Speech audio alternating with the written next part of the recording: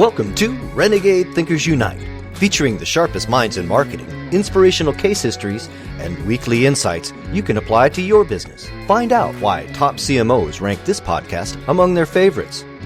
Now, here's your host, Chief Marketing Renegade, Drew Nizer.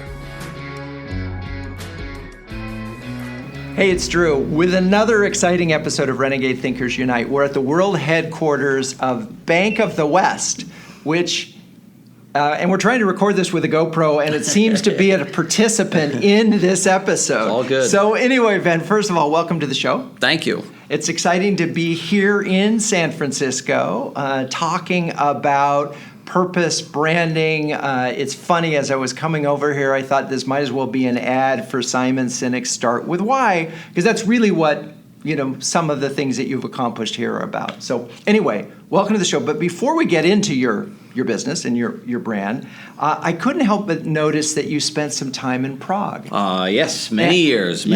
Prague, and working on Pepsi for BBDO. Connect the dots for us. University of Kansas to Prague. Wow, well, it's a pretty good story. I'm not sure we have enough time for it today, but one of my great grade school and ultimately high school friends, his father was sentenced to death by the communists after they took over Czechoslovakia, and after the wall fell, his father asked him to go back to Czechoslovakia and repatriate his family's land and everything. And he said, "Do you want to come with me? There are ad agencies opening up every single day." And I bought a one-way ticket on Air France. I strapped $5,000 in $5 bills to my chest and bought a Panasonic fax machine and moved over there. That's awesome. Well, that must have been an interesting experience. And I'm going to fast forward because there's a lot of meat here. But I did notice that on your resume, you have the Talk with Chuck campaign from Charles Schwab.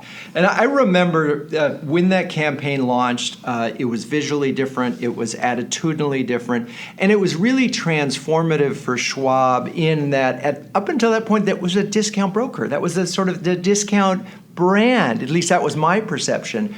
And this really brought it interesting. So I'm curious, as you look back on that campaign, what sort of resonates for you? It seems that it's one of those campaigns that really stands the test of time. Well, I think one of the things that stands out is just the importance of differentiation. The important thing to note about Charles Schwab when that campaign came out is that the brand suffered a 60 or 70% decrease in brand differentiation because you had E-Trade, Scottrade, Ameritrade. And when I look back on that, I think there's obviously a purpose-driven aspect of it. In terms of making sure that U.S. investors get a fair shake from Wall Street. But at the end of the day, from an executional perspective, it was absolutely about standing apart and differentiating yourselves from a very, very crowded field of competitors. Well, it's funny. So I was reading an article today, and I made a note. It was something like, experience is the new marketing. And my reaction to that was an article that I will be writing soon is old marketing is the new marketing. And I say that because differentiation has always been a goal of marketing. Yet in the last few years, particularly in the B2B world, the emphasis has been on marketing technology and so forth. So I'm so glad you brought that up. And that's probably a pretty good segue into the journey that you went through to differentiate Bank of the West. For sure, and I'll probably just comment just a little bit on experiential marketing, and marketing is really responsible for driving the customer experience.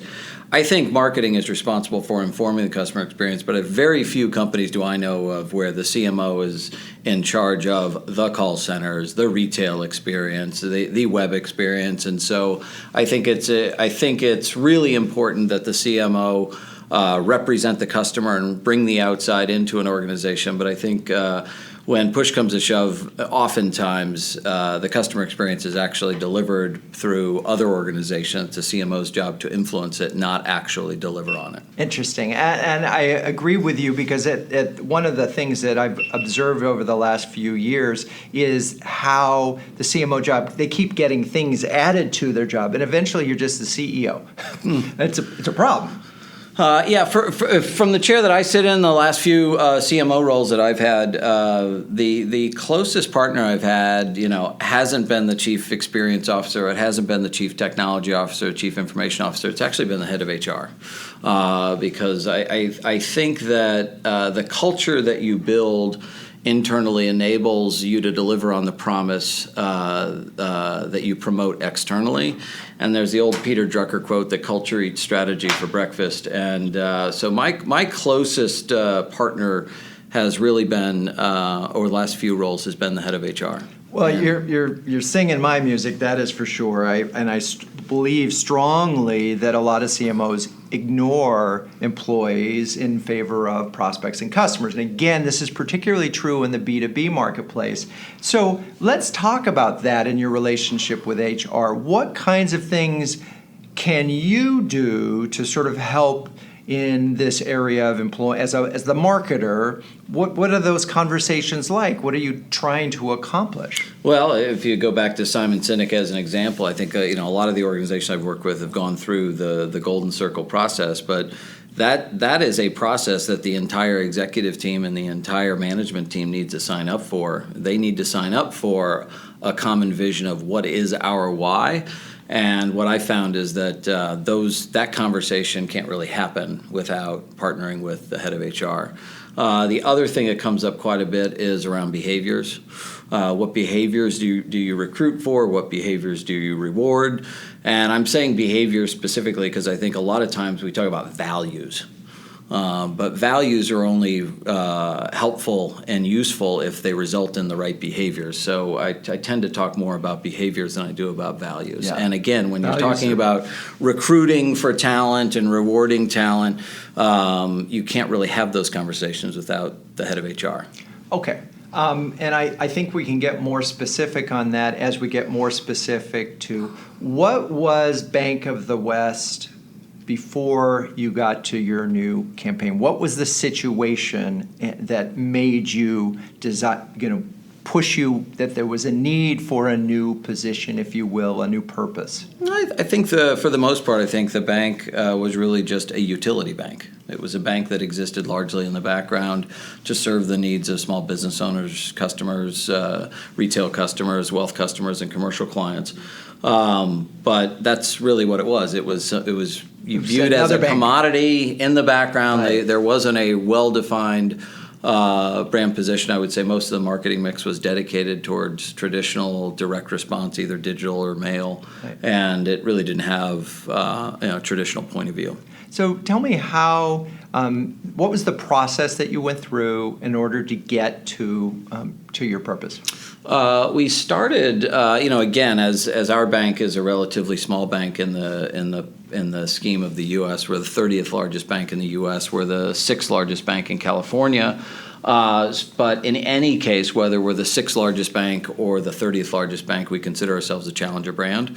So we modeled our positioning exercise off the book Eat Big Fish, which was just how do you go and treat yourself like the challenger, and how do you come up with various positionings around various challenger positionings to go, because our source of growth is and always will be taking the customers from the larger banks. There's a big myth that smaller regional banks compete with other smaller regional banks. No, they don't. They compete with Wells and Chase and all the other big brand banks that you hear about every day. And that, by the way, is consistent. I find I'm mentioning Byron Sharp and how brands grow in almost every episode, but that's exactly what he says. It's not your direct competitors are usually the ones that have the largest share in almost any category, which is interesting. Okay, so you look at the larger banks and you see what they're saying, and so you go through this exercise of the big fish. What specifically? I mean, we're talking about quantitative, qualitative. What kind of research are we doing? Well, I would say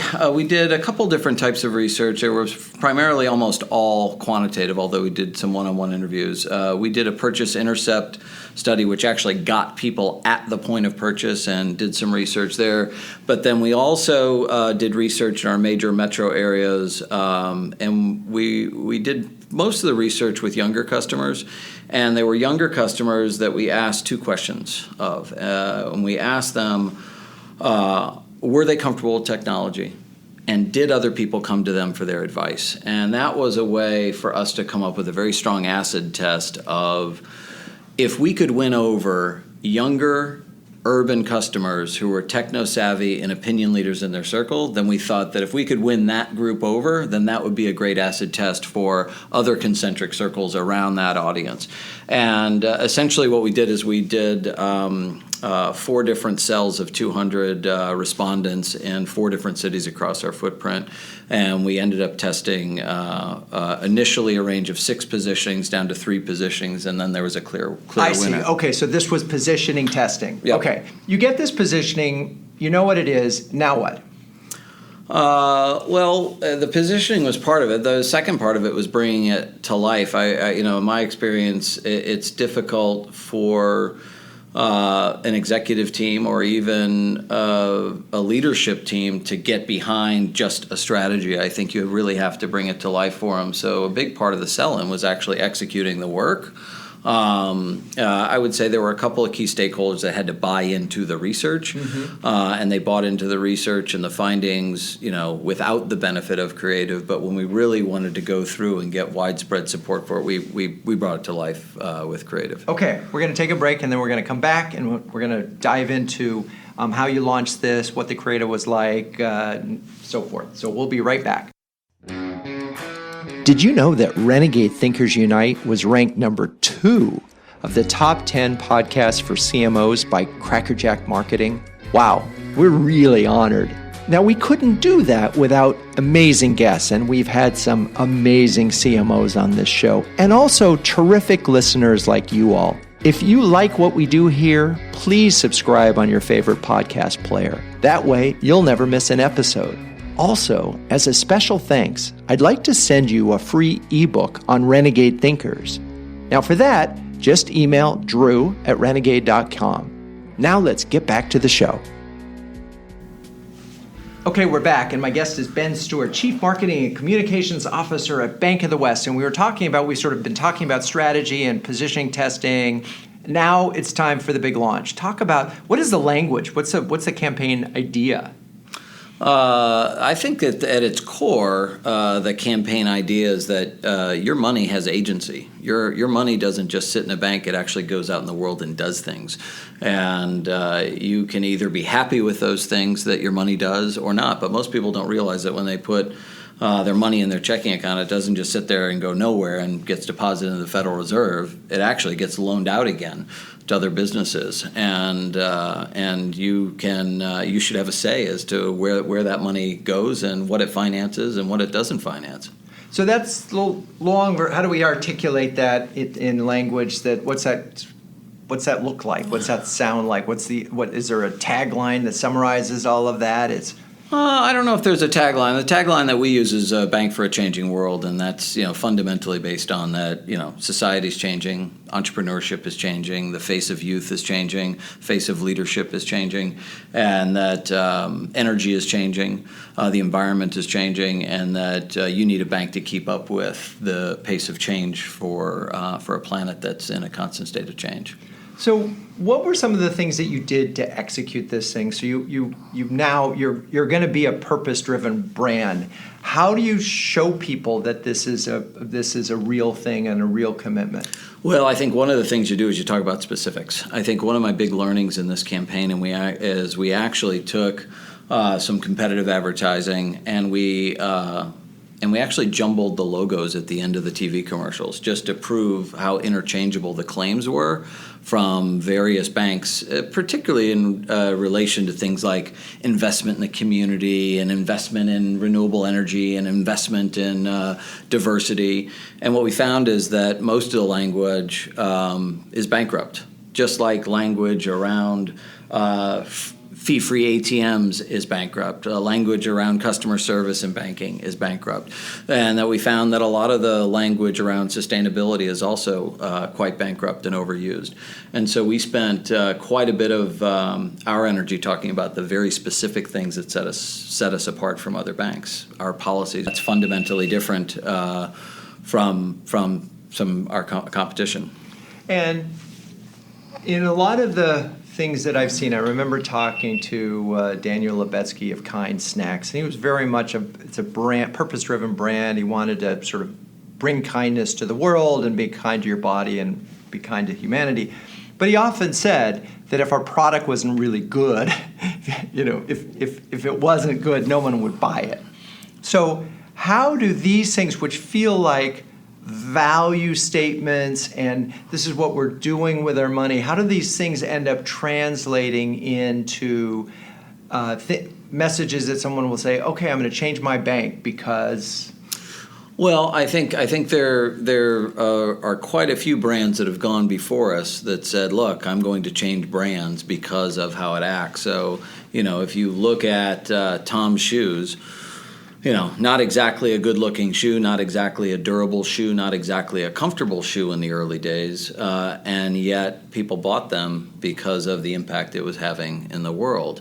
And there are similar categories. If you look at the Toyota Prius, not a high-performance car, not exactly a good-looking car, not exactly a luxurious car, not exactly a quick car, not on many of the traditional dimensions in which you would historically compete in the automotive space, you had somebody come in and say, actually, well, I'm going to buy this car because of the amount of carbon that it emits into the atmosphere. And I think that at its very core was our strategy, was how do we redraw the lines on the playing field in a way that advantages us and we're true to the business practices that we had, but didn't play by the traditional rules of the banking category. And again, if you go back to Eat Big Fish and as being a challenger brand, if we play by the rules that the category has established, particularly juggernaut competitors, if you play by the rules that they lay out for you, well, it's a predetermined fact that you'll lose by those rules. Right. So because they've been winning by those exactly. rules. They set the rules. They're winning by it. Okay. And so we wanted to play by slightly different rules, and we wanted to play by rules that were at our core true to us, because it's not as if every single bank in the U.S.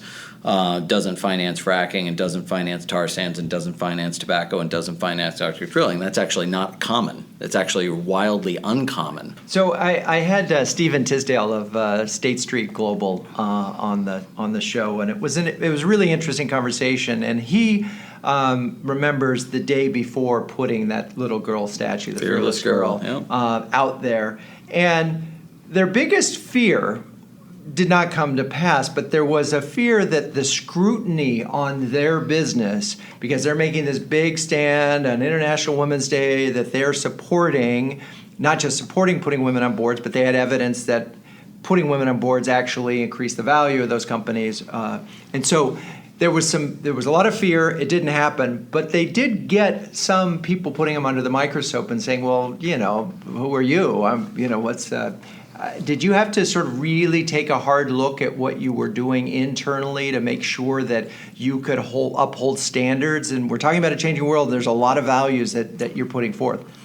Yeah, I think in some ways yes, and in some ways no. I think we needed to more internally steel ourselves. Were we ready to go out with this message, and were we prepared to stand behind it? The investment policies and financing policies that the bank has had have been around in some cases a year, but in some cases 5 years. So we felt pretty good, and quite honestly, the company overall took a revenue hit. It wasn't like we did this and we didn't say goodbye to any clients. We actually took a revenue hit. So I would say the most difficult step is actually writing down the revenue and being able to put your money where your mouth is. And so that was probably the biggest decision, is when you sign up for investment policies that actually exclude you from financing certain industries. And banking, that's a big decision.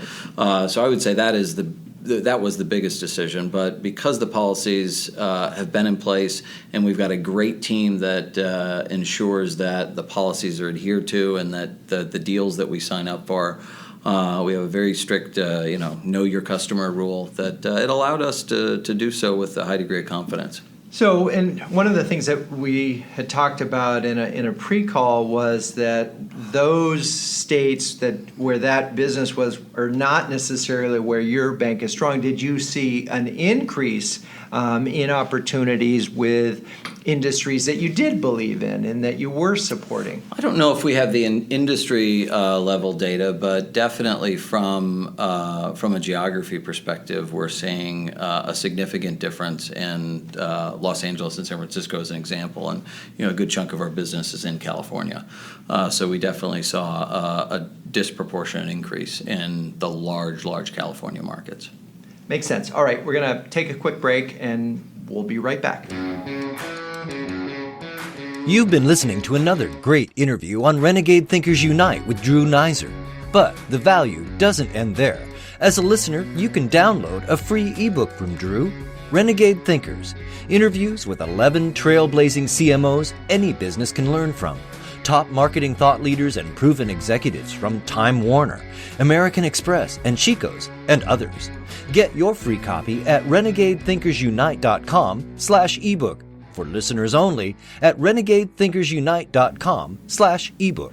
Okay, we're back with Ben Stuart of Bank of the West. And we've been talking about the power of making a strong statement in the marketplace, taking a stand, which means that sometimes you're going to be on the wrong side of a deal, someone that you lost some business for.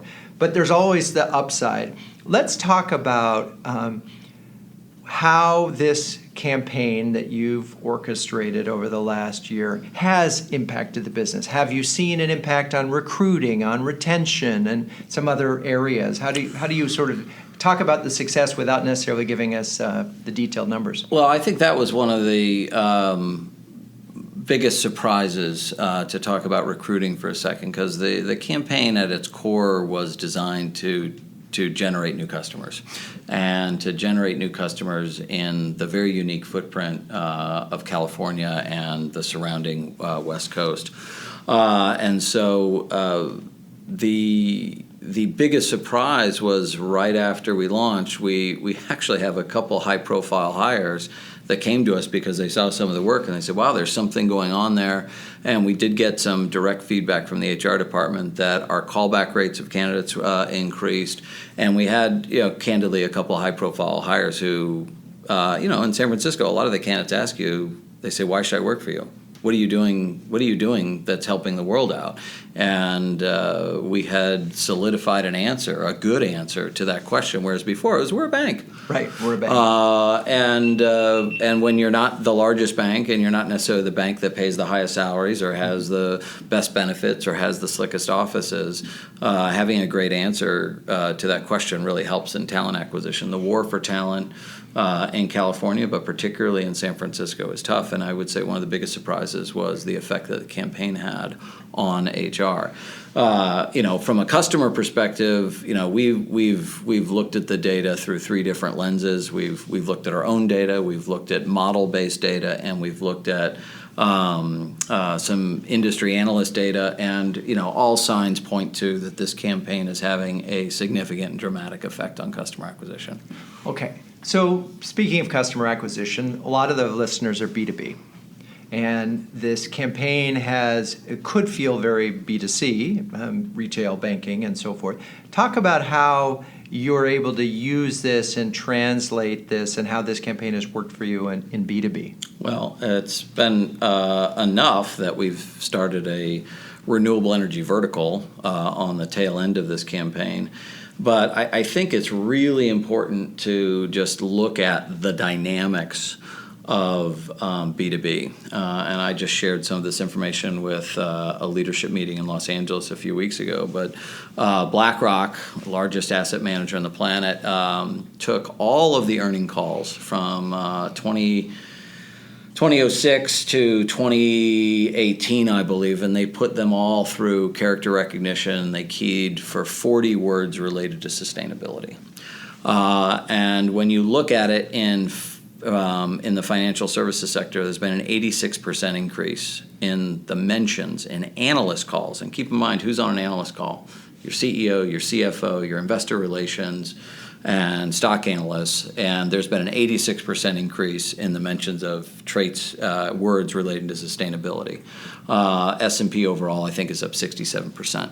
So this may look and feel like, it's a consumer campaign, but But it's absolutely working for B2B, and I won't be able to mention names here, but I'll tell you an example. So there's a very, very large technology company, very, very large search company here in the Bay Area. Let me ponder who that could be. Was looking for a new coffee supplier, and there was a local coffee supplier here in San Francisco. Said, we're a shoo-in.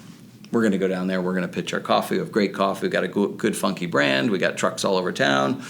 And they went down there to go pitch their wares, and the conversation was around sustainability of their supply chain, the fair trade aspect of where they're sourcing their beans, and they got sent packing. And that was something that they weren't expected to happen. And so on the B2B side, particularly with the entrepreneurial revolution, when you ask how many founders, how many entrepreneurs are purpose-driven, and how many of them are very tuned into sustainability and the impact of their business on the world around them, it's dramatic. And we see that with small, medium enterprise, we see it with our commercial clients, and we see it with our largest corporate clients. So it is absolutely not, it works with consumers, there's no doubt. We've got tons of data to indicate that. But it absolutely is an issue that is incredibly important to entrepreneurs, particularly in the California region, but also going back to the BlackRock data, it's important across healthcare, financial services, and the S&P 500 overall. One of the things that you mentioned earlier, you mentioned Prius, and I recall that when Toyota was threatening to change the look of the thing, people bought it because it was such, you could call it beautifully ugly, and it was so distinctive. And so everybody knew that you were a goody two-shoes if you were driving a Prius. It was a statement. And so, movie stars bought them, and just because they could have that Prius sitting, and it was such a...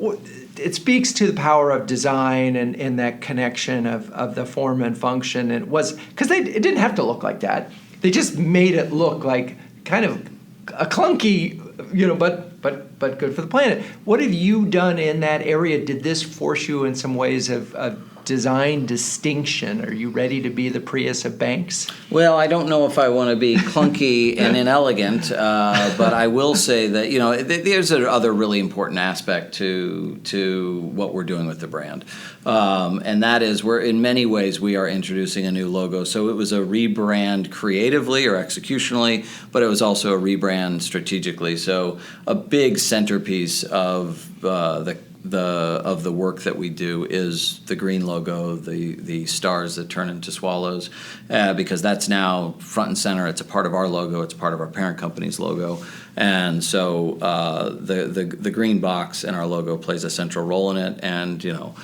luckily for us, most of the banks that we compete with are red, white, blue, or orange or yellow, and so it's a distinctive color that helps us separate, at least on the West Coast. And it's your message. Yep. And exactly. It's your message. So there it is. And that makes sense. I just didn't put that together, so we will include the logo in the show notes because I missed that. And both of those things in my research, shame on me. Okay. So as we sort of approach, you're in this journey, you're 6 months in, as you said, first step. What were some of the things that you think about that were critical to getting this far? Well, I think I've spent a lot of time in financial services, and I've learned that what brings people along in financial services is good, solid data that's unassailable. So I think one of the most important things we've done has been pretty buttoned up with our data hygiene and making sure that it's not an opinion fest of, well, the CMO really thinks this is a great idea, as opposed to, here's the data among this constituent, we recruited this way, here's the statistical significance.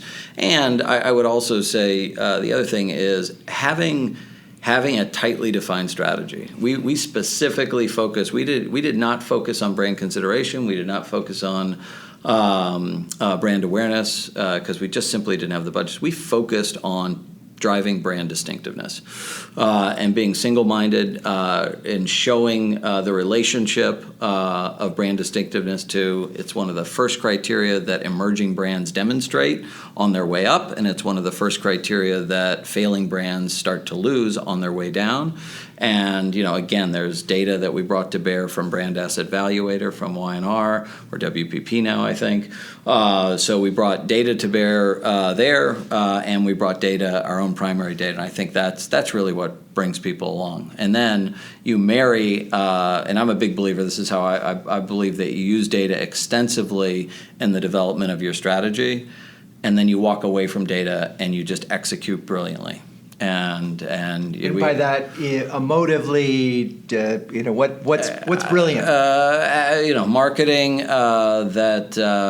that is adding something to your day versus being visual pollution or audio pollution. Something that somebody once described advertising as an uninvited guest into your life, and I think that you've got to design your marketing and your advertising in a way that makes it invited. As opposed to uninvited. So what are some of the things that we could expect? What haven't you been able to do so far that you're really excited about? I think we're beginning on the social front. So we just are in the middle of one of the largest Instagram photo competitions ever, called Capture the Change, where we've enlisted photographers from all over the world to go out and capture change that they're seeing in society, in technology, in the environment, in society, and we've had incredible response. And we've had award-winning National Geographic photographers submit photographs. So I think we're just starting that journey. The journey looks good, but there's a lot more work that we've got to do. I've got a great new head of earned media on my team who is shaking things up, and so I would say that's an area where we have more work to do. And then I would say the next area is just changing the way we work to a more agile methodology, or at least a more agile mindset, and away from a traditional corporate approach. You're going to have to hire some of those folks in Silicon Valley who are all about agile. Well, I did go to the Instagram feed, and God bless you for the feed, because I follow lots of photographers, and to me that's the greatest part about it. And I just for fun looked at one of the largest banks to see what was in their feed, and it was all sorts of different things. It's kids and moms and babies and picnics and so forth. And all I saw on your feed was beautiful images, and I went, "Thank you," because that's what I want from Instagram. Now that's me. No, that's that. Hey, it was developed for photographers by photographers, and that's our plan, is to use Instagram or what it's best at, and that's photography. It is. Okay, so more social, faster acting. Can't help but notice that you guys have won lots of interesting awards for best place to work related to LGBT. You have a CEO who's a woman. You've got a lot of things that sort of are also distinctive about the brand, that feel like they're completely consistent, that you could come out, you could be the brand that you are. Was that there before? Well, it was there when I got here, and I think there are a couple of things that make this bank relatively distinct from its competitors. I think having an incredibly diverse leadership team, having a female CEO, having an executive team that is a third women, having an overall senior management team that is incredibly diverse. This company feels incredibly diverse because it's part of BNP Paribas, where we have people from all over the world. We're lucky we have a couple great operations here in the U.S., in New York and San Francisco, where people from all over the network want to come and work. So I think diversity is a huge advantage. The other part is we're a truly global company. We are part of a massive global network of banks and financial institutions that operate in 72 countries around the world. And despite our size here in the U.S., globally our size is formidable. We're one of the top 10 largest banks on the planet collectively. And this gives us unique capabilities when it comes to things around wealth, when it comes to commercial finance, when it comes to developing programs for entrepreneurs. So I would say a second thing that makes us fundamentally distinct is our global credentials. And then finally what we've talked about so far, which is a very, very unique approach to leveraging our deposits from an investment policy perspective or a financing policy perspective. Right. And to me, as I think about it, nobody has talked about what they do with the money. They just talk about, you can trust us, we'll take care of it. That is a really interesting point of distinction. That's been a big epiphany of mine. Well, what I know from experience is that the narrative is really powerful. And I was at an offsite with some high-powered marketing and media types down in Ojai a few months ago. And I sat down at the table pretty sheepishly with some folks, this founder of Snapchat, some bigwigs from WPP, and somebody sat down and goes, Bank of the West, kind of like, what do you guys do? Why are you even at this conference? And I said, well, we're one of very few banks in the country that has very strict financing policies on things like coal-fired power plants, fracking, tar sands exploration, Arctic drilling, palm oil production, tobacco, even types of fishing nets. And finish in the guy's jaws on his chest, and he goes, how can I move my money to you? And he wasn't speaking as a consumer. He was speaking as the CEO of a very, very large marketing and media firm. So that's a long-winded way of saying that the narrative has incredible power and incredible persuasion, and you can probably imagine what that conversation would have been like if I would have said, well, we've got convenient branch location, and we've got ATMs, and we've got fee-free checking, and he probably would have rolled his eyes and gotten up and gotten a coffee and walked away from the table. So I think we know that the narrative is powerful. We know that it's motivating. We're just early in the process. And I think the more equivalents of conversations that we can have like that in social, in paid advertising, and in real life is really going to be how we move forward. Back to your previous question of, all right, what have we done? We haven't lit this thing completely on fire yet. We're just beginning, and while it's nice that you investigate it and you understand a lot about the campaign, we still have a lot of work to do. Most people don't know the story. If they've heard the story, they've probably forgotten it. Advertising and marketing in many ways is a tonnage business. Yep. It's a repetition business, and we need to continue. Some reach. We still need some reach. We still need some frequency. We're still doing our job. Right. And so I'm as much concerned about finishing the first step of the journey than I am about going on to the next thing. Okay, I'm gonna wrap this up. I have a zillion more questions, but the good news is we're gonna get a chance to talk again because you and I are gonna be in Chicago. Exactly. On May 15th, we're gonna be talking at a MacGuffin breakfast. Then we're gonna be at an ANA conference. So we'll definitely continue this. Thank you for being on the show. Really, my pleasure. Thanks for having me. Really enjoyed it.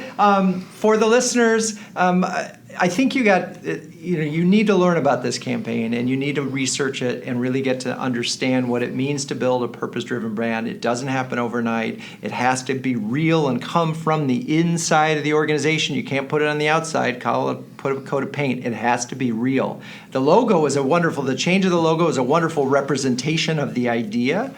But there's some heavy lifting, as we talked about, that to make it real. Bankofthewest.com/change. That's not asking you to open an account. That's asking you to just go find out more. There it is, bankofthewest.com/change. All right, until next week, keep those renegade thinking caps on and strong.